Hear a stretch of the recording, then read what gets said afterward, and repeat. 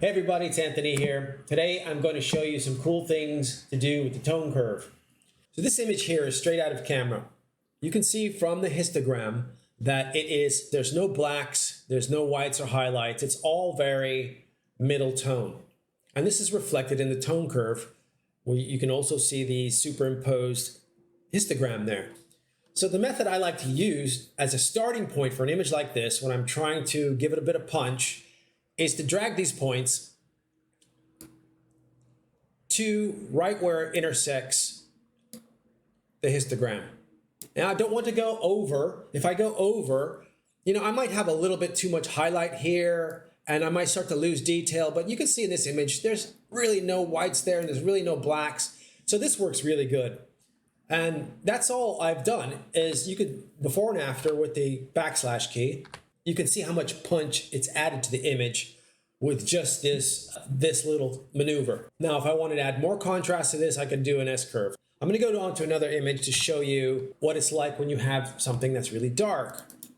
This image here is just kind of black with detail. It's in the darks and it doesn't have a lot of punch. It was like a gray sand. And I wasn't expecting a lot of contrast. The light was also very flat and heavy shade.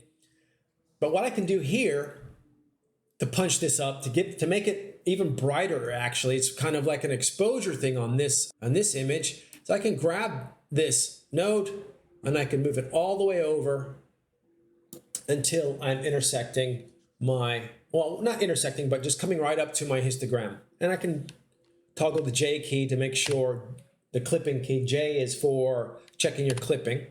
And what I mean by that is if I go too far, for highlights you get red and for blacks you get blue. Yeah.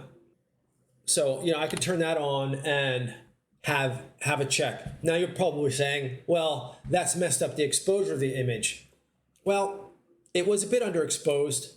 And if I want to go back and do the exposure, I can just grab a node here and bring it straight back down, right? So from this very flat image to this, and have a look at the histogram again.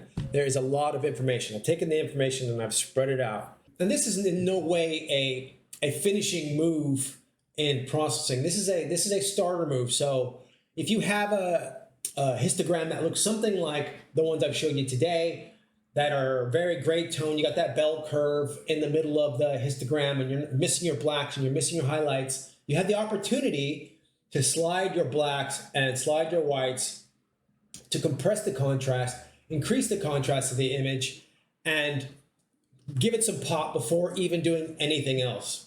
Well, I hope you find this tip useful. Stay tuned for more cool tone curve tips I have coming up. Thanks for watching.